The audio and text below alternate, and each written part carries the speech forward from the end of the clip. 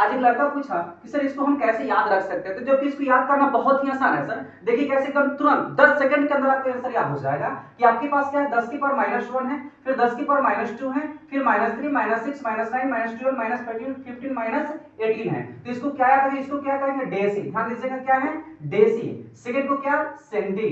क्या है ये, सेंटी। और फिर क्या आपके पास, मिली। याद रखिए कैसे, डेसी सेंटी मिली। क्या मिली, डेसी सेंटी मिली। इस तरीके से तीनों याद हो जाएगा। उसके बाद हम बात करते हैं माइक्रो। क्या है आपके पास, माइक्रो। फिर क्या है, नैनो। क्या है, नैनो। और इसको क्या बोलेंगे हम लोग, पीको। और एक लास्ट जो चीजें होता है इसको हम लोग बोलते हैं फर्मी, या इसको फेम्टो के नाम से भी हम जानते हैं। और जो लास्ट में होता है इसको हम लोग एटो बोलते हैं। क्या बोलते हैं, एटो। तो याद रखिए कैसे, डेसी सेंटी मिली। क्या milli, deci centi milli. Micro nano pico, micro nano pico, फर्मी एटो।